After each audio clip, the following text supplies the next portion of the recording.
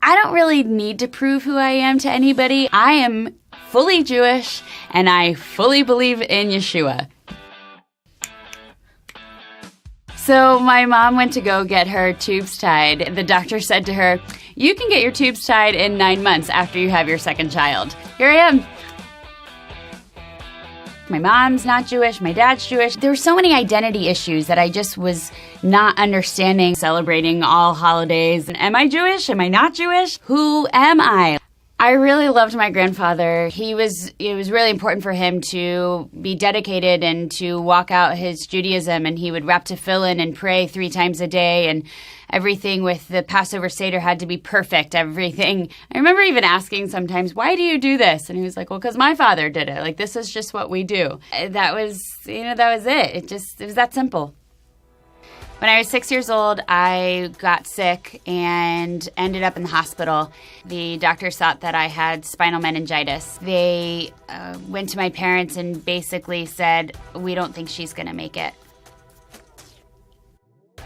My mom, after hearing this news about my life, she prayed to Jesus, because that's all she knew to do, and said to the Lord, if he were to spare my life, that she would raise me to know God no matter what it took.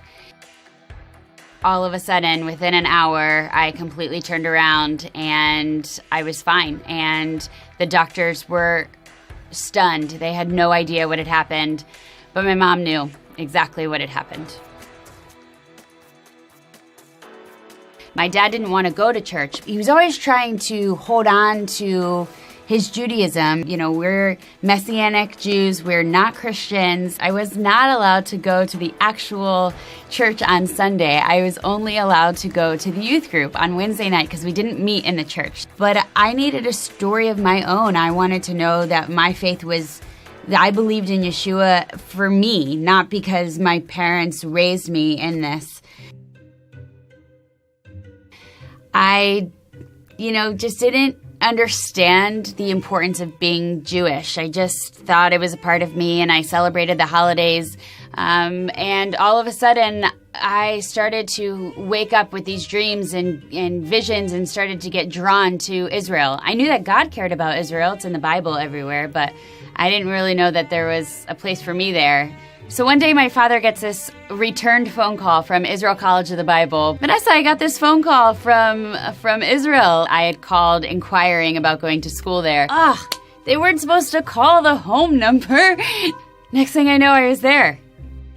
I didn't love living there at all. I actually really didn't enjoy Jerusalem at all. Everybody has this "Oh, you lived in Jerusalem. Oh my gosh, it's the holy city."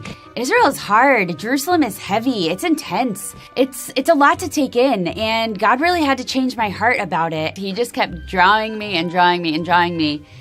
And I all the more just kept feeling so much more a part of it. Like this was a part of me, and I didn't understand it. I was like, what is going on? So I remember one day I was looking at a map of Israel, and I just started crying.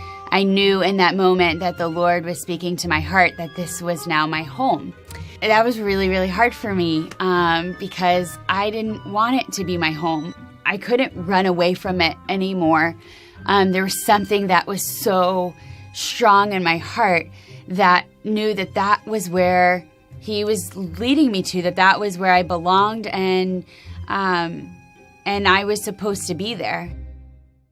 I actually got denied twice in getting my citizenship. And finally, I just went back at God like, you're the one that told me to do this. You're the one that's drawing me here. I didn't ever want this. And I was just done. I was like, I'm going home. That's it. So the next day, I get a phone call from the Minister of Interior. And he says, Vanessa, I need you to come in because you are now officially an Israeli citizen.